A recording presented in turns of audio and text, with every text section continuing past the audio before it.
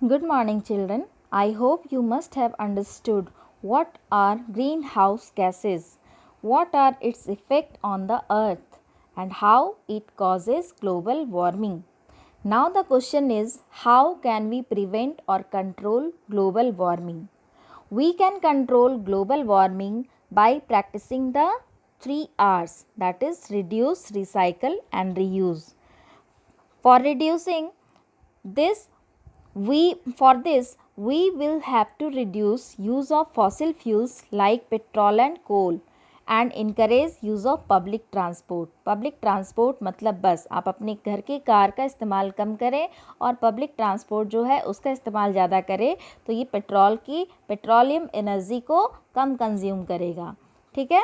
Now recycle, it requires less energy than producing new products. जब भी हम नए प्रोडक्ट्स बनाते हैं तो हमें रॉ मटेरियल्स कच्चा माल हमें ज़्यादा चाहिए होता है, उसको बनाने में एनर्जी ज़्यादा कंज्यूम होता है, तो इसे हम लोग रिसाइकल प्रोसेस से कम कर सकते हैं। That helps in reducing the use of fossil fuels and emission of green house gases. Now reuse, by reusing, we not only save the earth from the burden of unnecessary garbage, but we can also save the energy, which results into reducing global warming. Now, another point in this chapter is urbanization. तो बच्चों urbanization क्या है? Look at this picture. This is the picture of a village and this is the picture of an urban area, that means city. So our city is most populated area and village is less populated area. Okay. So now the question is, what is the meaning of urbanization in Hindi? Meaning of urbanization in Hindi is शहरीकरण, गांव से शहर की ओर रहना और शहर में convert होना, that is called as शहरीकरण. So it means shifting of people from rural areas, which means village और ग्रामीण क्षेत्र, इन हिंदी वी कैन से ग्रामीण क्षेत्र, टू सिटीज़ और urban areas is known as urbanization. Now the question is, what is the reason for shifting of the people from village to cities? So we know in rural areas the main occupation of the people is agriculture, which directly depends upon monsoon. If it fails, it leads to drought.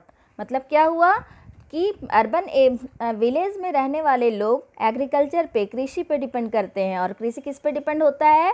बारिश पे. और अगर बारिश नहीं होती है तो क्या होता है? सूखा पड़ जाता है. सूखा पड़ जाता है तो क्या होता है? गरीबी हो जाती है. गरीबी हो जाती है तो लोग भूख से तड़पने लगते हैं. तो उस ऐसी स्थिति में अपने जीवन को चलाने के लिए वो शहर की ओर जाते हैं.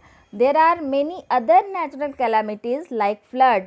Flood means बाढ़ is also one of the reason for shifting of the people from rural to urban areas. Okay. Now besides this, for better medical facilities and earning occupational opportunities and education, the people move from one place to other place. मतलब क्या हुआ बच्चों? शहर में medical facilities अच्छी होती है, educational facilities अच्छी होती है, शिक्षा अच्छी मिलती है और अर्निंग करने के लिए, कमाने के लिए साधन सुविधा भी बहुत सारे मिलते हैं. इसलिए लोग शहर की ओर भागते हैं, गांव से शहर की ओर जाते हैं. ठीक है.